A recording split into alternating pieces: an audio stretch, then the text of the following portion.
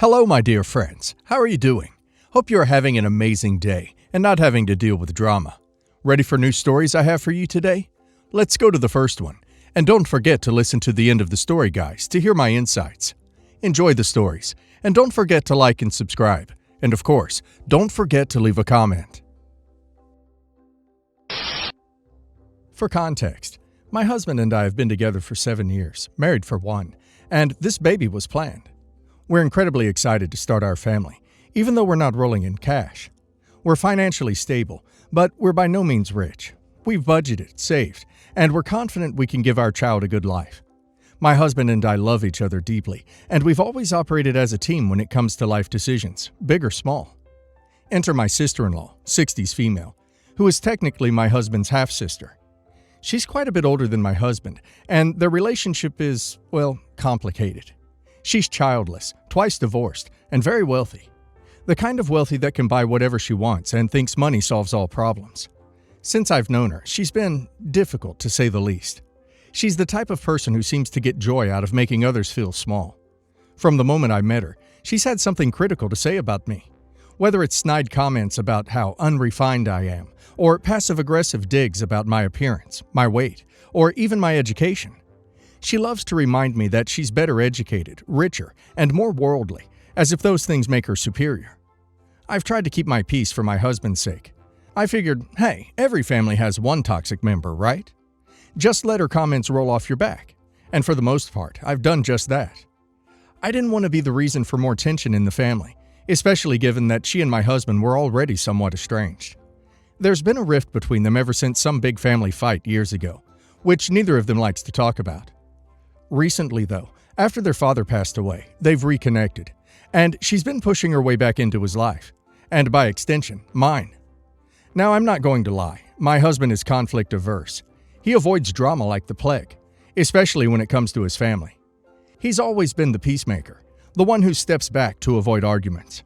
It's one of the things I love about him, but it also drives me absolutely nuts when it comes to situations like this. So when his sister started pushing boundaries and making her usual snide remarks, he brushed them off, saying that's just how she is, and it's not worth fighting over. I've let so much go over the years. I've put up with the criticisms, the backhanded compliments, the well-meaning advice that drips with condescension. But things got interesting a few months ago when she found out we were expecting our first child. Initially, she seemed excited, or at least she put on the facade of being happy for us. But it didn't take long for her true colors to show.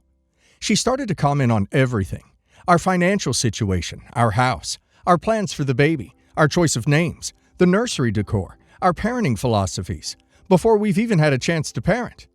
She made it clear, in her not-so-subtle way, that she thought we were unprepared, unqualified, and over our heads. And then came the offer. One day, out of the blue, my husband came to me and said his sister wanted to give us a large sum of money to help with the baby. Apparently, she had been talking to him about how hard it is to raise kids, even though she's never had any of her own, how expensive it's going to be, and how, with her wealth, she could make things easier for us. At first, I thought it was just a typical rich person's way of showing off, throwing money at a problem to make themselves feel important. But then, my husband dropped the bombshell. She was insisting on giving us a 6-figure check. I'll admit, I was shocked. 6 figures? That's an insane amount of money for anyone to just hand over. My initial reaction was to say no. I mean, who gives that kind of money without expecting something in return? But my husband, being the peacekeeper he is, thought it was a genuine offer of help. He said, she's family, she doesn't need the money, and she wants to help us get a good start. But I knew there would be strings attached. There always are with her. I told my husband I didn't feel comfortable accepting the money. I explained that with her track record, I didn't trust her motives, and I was worried that if we took it, she'd feel entitled to dictate how we raise our child. My husband, ever the optimist, said I was overthinking it, but he agreed to at least hold off on cashing the check. It wasn't long before I was proven right. A few weeks ago, during a family dinner, my sister-in-law literally forced the check into my husband's hands. She stood there, practically shoving it at him, saying, "You have to take this. You're going to need it, trust me." My husband, not wanting to make a scene, accepted the check, but I could tell by the look on his face that he didn't know what to do. The next day, she started bombarding both of us with texts, asking if we'd cashed it yet, reminding us how helpful the money would be, and dropping little hints about how she could help with the baby's care. The red flags were everywhere. I confronted my husband, told him again that I wasn't okay with this. He reassured me that we didn't have to cash the check and that she was just trying to be generous. But the whole situation was gnawing at me. I could see the writing on the wall. If we took this money, she would use it as leverage. She would feel entitled to a say in our decisions, especially when it came to raising our child. And I wasn't about to let that happen. My husband, bless him, tried to brush it off, saying, "We'll just thank her and never cash it." But I knew that wouldn't be enough for her. She's not the type of person who lets things go. Fast forward to last week. Our baby was born. It was the most intense, emotional, overwhelming experience of my life, but in the best possible way. I was exhausted, but so happy to finally have our baby in my arms. We were just starting to settle into life as new parents, when, of course, my sister-in-law showed up unannounced at our house. She walked in like she owned the place, didn't even ask if we were okay with visitors. I was still recovering, barely able to walk, and my husband was running on fumes. But there she was, acting like it was her right to be there. At first, she made the usual comments, telling me how tired I looked, how I should let her handle things, because I clearly needed rest. I brushed it off, too tired to engage, but then she started in on the baby. She criticized how I was holding him, said the nursery was too cheap-looking, and asked if we were sure we knew what we were doing. I could feel my blood boiling, but I bit my tongue. And then she said the thing that made my entire world stop. She looked me straight in the eye and said, "Well, I think you need some help here, so I will take him home with me so you can have some rest. Also, I already paid for him." I was stunned, completely speechless. My husband, who had been in the other room, walked in just in time to hear her say it, and even he was dumbfounded. I could see the realization dawning on his face, the realization that this was exactly what I had been warning him about. She didn't think of her money as a gift. She thought of it as a transaction, a way to buy our child. I stood there, shaking with rage and disbelief. This woman, who had made me feel small and inadequate for years, was now trying to claim ownership over my child because of a check. I couldn't take it anymore. I walked over to the kitchen counter, where my husband had left that stupid check. It was uncashed, thank God, but that wasn't enough for me. I grabbed it, and without a second thought, ripped it to absolute shreds right in front of her. Her reaction was explosive. She started screaming at me, calling me ungrateful, telling me that we needed her money and that I was making a huge mistake. She actually said, "You'll regret this when you can't afford to give him what he needs." I told her to get out. I told her she had no right to barge into our lives, make demands, and try to control us with her money. She stormed out, furious, vowing that we'd regret it, that we were cutting off our only chance at stability. Since then, she's been calling and texting nonstop, alternatively demanding an apology and trying to guilt-trip my husband into taking her side.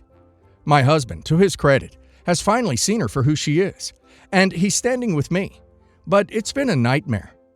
So, Reddit, am I the a-hole for tearing up the check and kicking her out? Well, sister-in-law sounds absolutely toxic. The fact that she thought she could buy OP's child with money she forced on them is insane.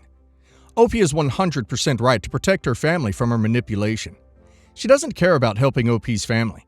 She wants to control OP and the baby. Tearing up that check and kicking her out was the best thing OP could have done. And now let's hear the community's opinion. Not the a-hole. I'm shaking with anger for you. How dare she act like your baby is commodity she bought because she gave you money? That's beyond manipulative. It's straight up aggression. I'm sorry your husband didn't see this coming sooner, but it sounds like he's finally getting the picture. I can't believe she'd even suggest taking the baby off your hands for a break. That's not a helpful family member. That's someone who wants to control and dominate. Please keep her out of your lives, for the sake of your mental health and your child's well-being. You handled this perfectly, not the a-hole. The second someone thinks money entitles them to control your parenting decisions, they need to be shown the door. I think it's telling that your sister-in-law doesn't even have kids herself, but feels like she knows better than you on how to raise your kids. She sounds like a narcissist who uses her wealth to manipulate people. You should be incredibly proud of yourself for protecting your child from her influence, and I would seriously consider going low or no contact with her.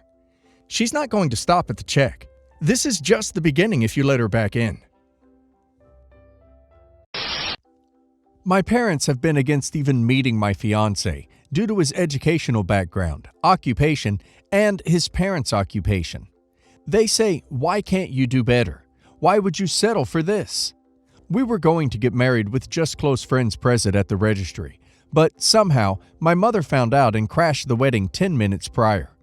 We were standing outside the building with her yelling and screaming at us, "How could you do this?" etc., etc., for over an hour. She threatened us, saying that she would be writing to immigration to get my fiancé deported if we proceeded with the wedding, on the basis that this is a relationship that hasn't been blessed by the parents. Her words, not mine. In the end, we weren't able to proceed, due to my father turning up and threatening us with physical violence. We have now cut them off, but I'm worried whether or not there is any legal basis for the parents to get my fiancé deported, merely because they dislike him. Located in Australia, but I don't imagine this aspect of immigration law would be that different. If he's there legally, there's nothing they can do. Next time, hire security and have them bounced. I don't imagine this aspect of immigration law would be that different. Why would you not imagine that? Immigration law is very country-specific. No, they cannot get your fiancé deported because they don't like him. You are adults. Marrying does not require their consent. Marrying him does not actually guarantee that he can legally stay in Australia, although it does help a lot.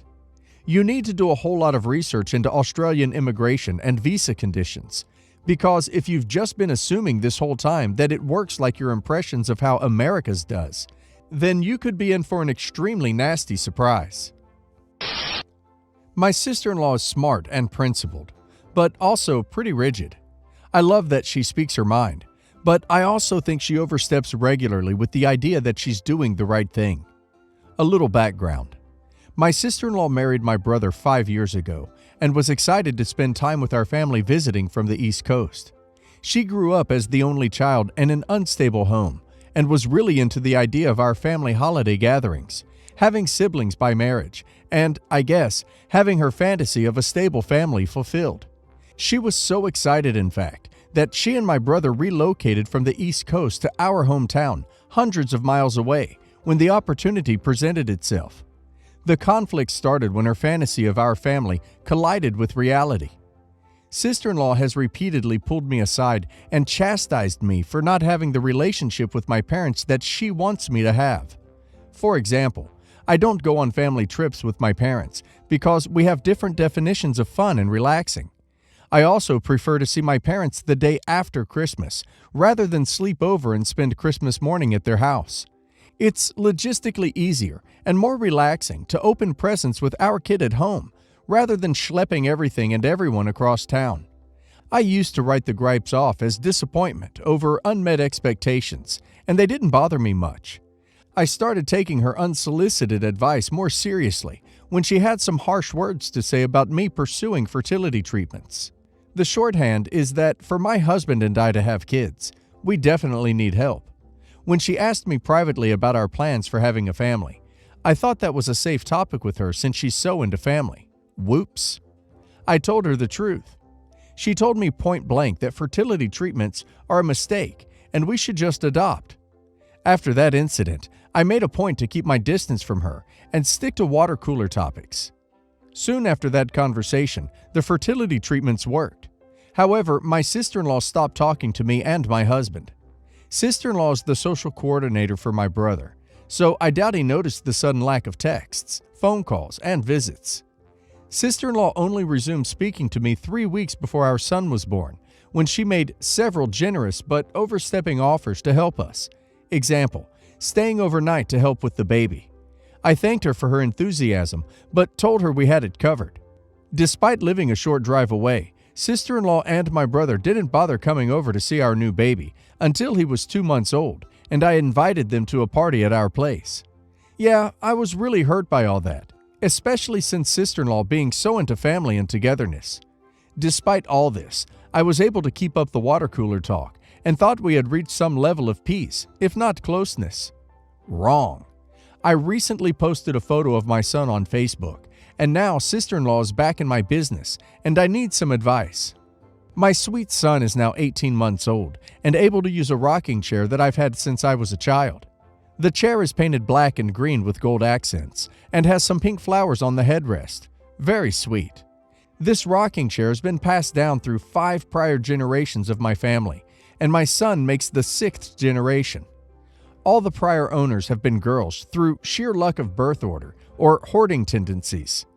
Growing up, the chair was a fixture in my bedroom, and my mom made sure to get the rocking chair to my house as soon as I moved in several years ago.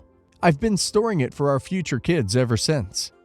I had the idea of taking a picture of my son in this teeny 150-year-old chair and posting it on Facebook, along with pictures of other wee family members sitting in it over the years. Well, sister-in-law saw the photos and immediately started raising a ruckus.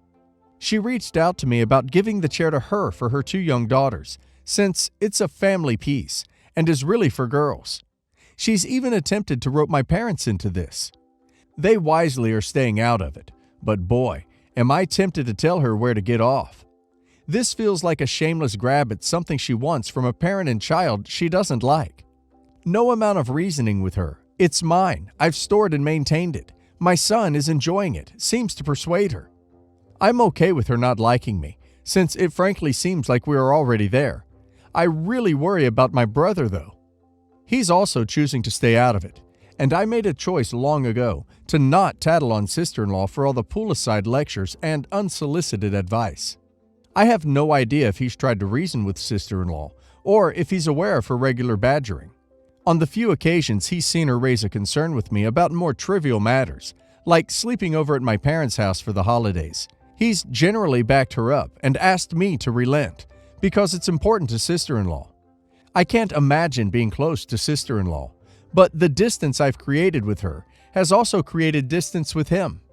So the advice I'm looking for is how to keep sister-in-law at bay while still getting to have a relationship with my brother. Should I loop him in on what's going on? How do I talk about creating boundaries with her without letting loose on how much I don't want to be around her and dislike her unrealistic expectations? She asked. You said no. Stop conversing with her about it. No is a complete answer, and you don't need to justify your response. You can't change her, only your reaction to her. Keep in touch with your brother by whatever means you did before, or want to now. Be polite to her. That's all you owe her. Your sister-in-law wants the daughter place of the family. That's why she antagonized you so much. She's projecting because you're the woman who grew up with everything she ever wanted. Honestly, keep contact to a minimum. Create the habit to text your brother directly so she doesn't cut you two apart. And make sure your parents don't miss out on that new baby just because she's being petty and jealous.